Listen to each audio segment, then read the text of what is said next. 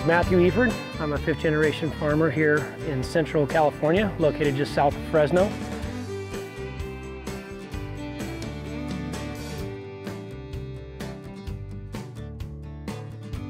Matthew Efird farms in Fresno County, California.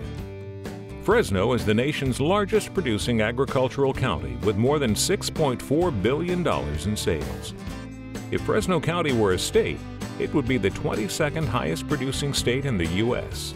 And we farm almonds, walnuts, wine grapes, and raisins on a 1,500-acre ranch.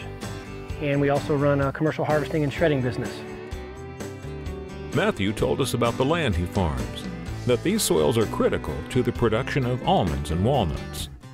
The vast majority of our properties are in sandy loam soils, well drained, and these are necessary to be growing the almonds and walnuts that we farm here. All this land used to be cattle grazing ground. That was rolling swells 5, 6, 7 feet tall. It's all been laser leveled now.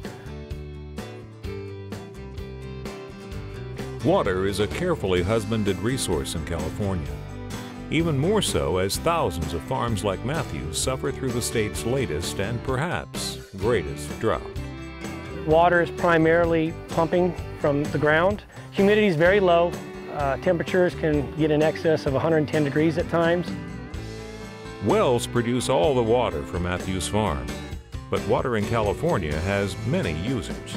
Primarily, we're a groundwater pumping operation. We do get our surface water deliveries, and we rely on those for not only recharging our aquifer during those times of year, but also for pushing down any salts that are building up in our soils from pumping this groundwater. The lack of snowpack in the Sierras has been detrimental to our irrigation system as a whole. And so what's happened over the last 4 years is not only do we not have a significant amount of rain and or snowpack to sustain us, but also our water supply is being spread over so many different aspects of the state.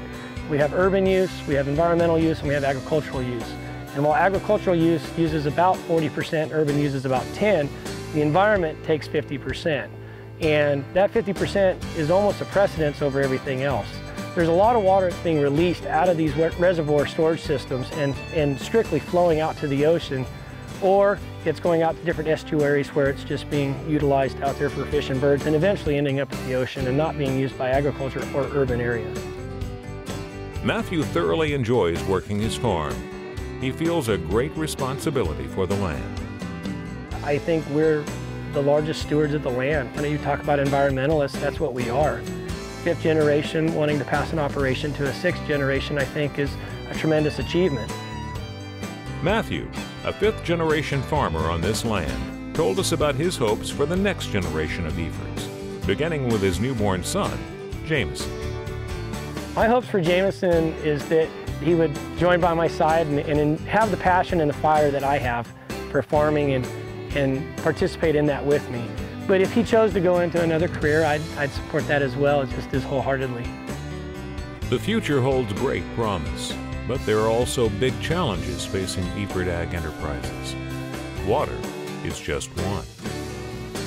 If I had a magic wand, it's going to have to be water efficiency, it's going to have to be fertilizer management, it's going to have to be increases in efficiency through technologies such as our harvesting equipment. It's also going to have to rely upon us being able to get the message out about how we grow our crops and how we do it with the environment in mind.